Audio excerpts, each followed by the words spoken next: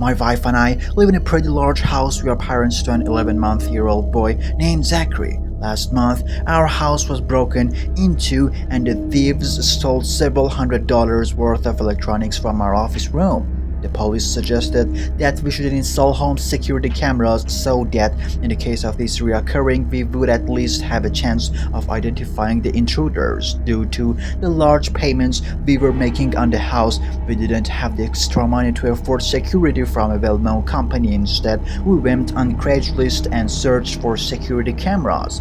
Hundreds of listings popped up. We scrolled through, writing down potential seller to contact. If we didn't find a better deal after some more searching, we found someone who was selling 3 wall-mounted security cameras for $125. It was by far the best deal we ran into, so we contacted the seller. He responded the next day telling us that it was still available. We agreed to meet up, so he sent us his address. I decided I'd go to his house right after work, which is only a county over. The drive was about 30 minutes, but it was well worth the hour round trip for the unbeatable price. I pulled it into the guy's driveway, which was surprisingly very long. That extended almost a quarter mile through a heavily wooded area. Once I finally reached the house, I gave him a call to let him know I arrived. For some reason, he wasn't answering, which I didn't accept since we agreed on the timing that I'd call him. When I got there was a car in the driveway and the garage was open, so I tried knocking on his door, but there was no answer. I think I waited for about 10 minutes. After that, he still didn't call back or come out. I was pretty mad, considering I just drove all the way to his house for nothing. Just as I was about to throw my car in reverse and go, I got a text. I looked down at my phone and saw that it was a seller. The text read, "Cameras are in cardboard box and mailbox, leave the money there." Definitely didn't seem like the social type, but it didn't matter since I was finally getting what I came for. I pulled down to the end of the driveway, grabbed the box and left the money in an envelope. Now that I was finally on my way home, I called my wife and told her that I got the cameras and we should set them up. That night, she agreed. Once I'm home and went inside, she was waiting in the kitchen for me so we could set them up right away. I opened the box and grabbed the cameras, setting them on the countertop. I noticed that the cameras felt sticky, like something spilled on them. Grossed out, I cleaned them off and washed my hands. Tested each one by plugging it into an outlet, and thankfully they all worked. To start, I set up one in the kitchen and once in the living room. Then I set up the ladder outside to set up one above the front door. As I was hanging it up, I noticed that one of the 4 screws were missing in the bottom. It didn't really concern me or upset me, considering me purchased the units for a deal of lifetime. Now that they were set up, I went inside to pair them with the computer. As I messed around with the configuration settings, I learned that I could turn the cameras side to side from the computer, which allowed me to have a 180-degree view while operating them. As I finished pairing them with the computer, I noticed that it was also paired with another computer source. I tried to delete it so that it would only pair with ours, but it wouldn't work for some reason. I read about it online and I learned that it was often a glitch with the system and that it wasn't anything to worry about, saying that if you press delete, it would disconnect from that source regardless if it was still on the screen or not. Now that it was set up by my wife, and I felt much safer until something extremely disturbing happening. That night, around 2 a.m. or so, Zachary started crying like he usually does in the middle of the night.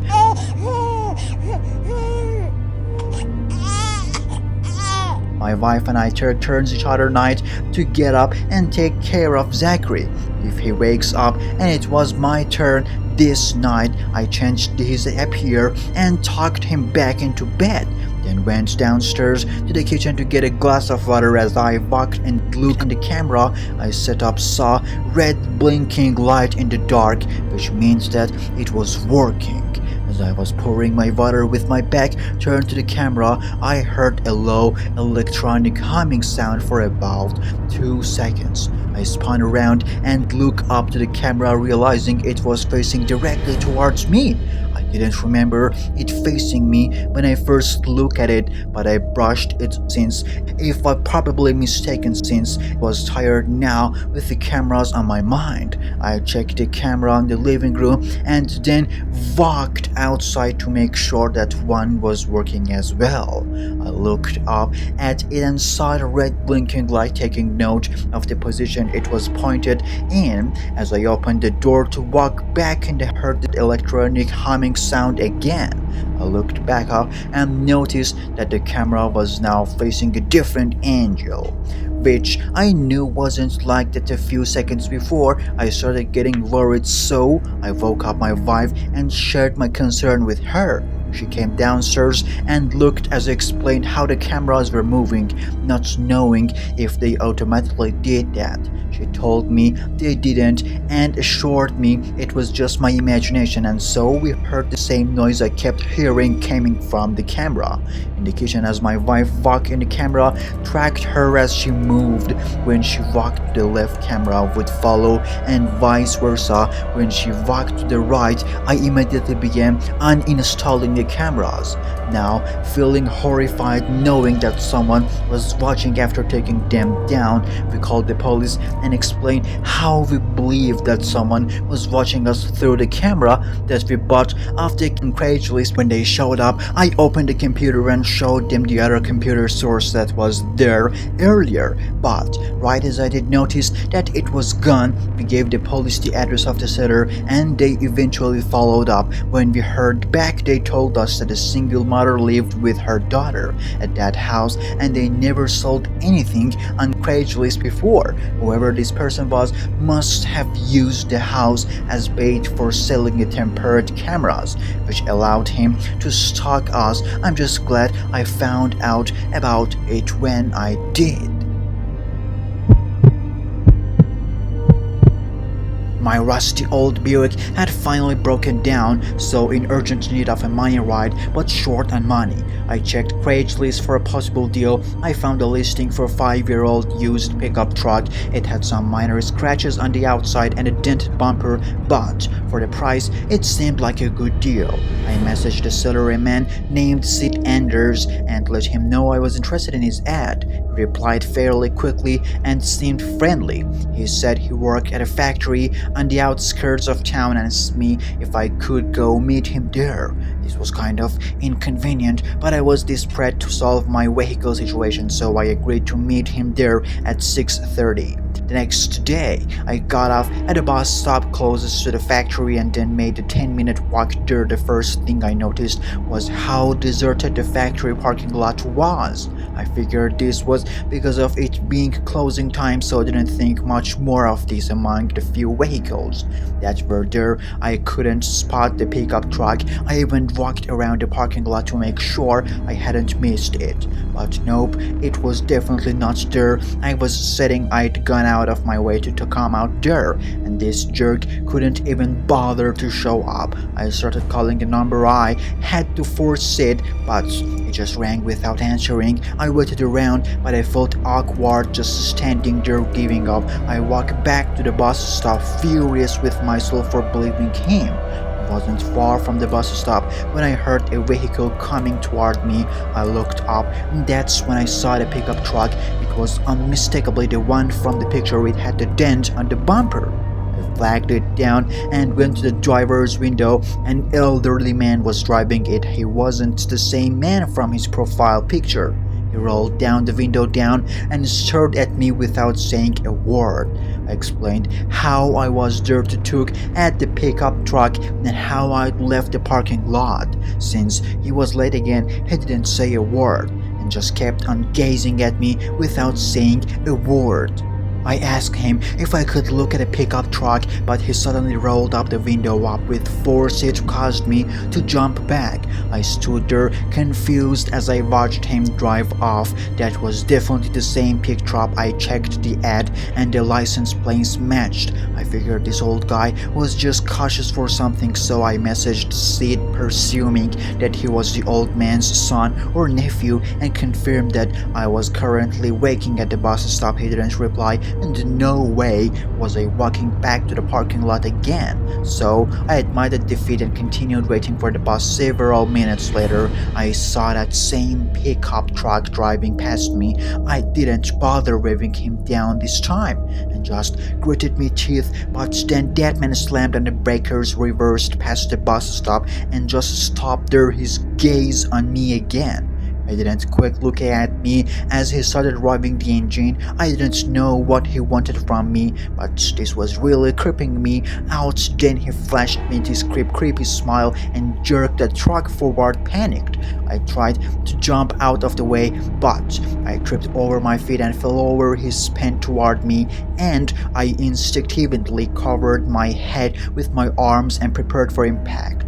But then, at least second, he skidded out of the way and drove off, honking the horn as he fled. I was a complete mess after the bus arrived shortly afterward, and Drive had to calm me down. He could tell from my panicked state and the tire marks on the road that I was telling the truth, and insisted I tell the police, which I did. They searched the license plate of the pickup truck, but they told me I must have taken it down wrong as it didn't match any vehicles. I hadn't taken it down wrong. I just screenshot the picture of it from Sid's profile after that incident.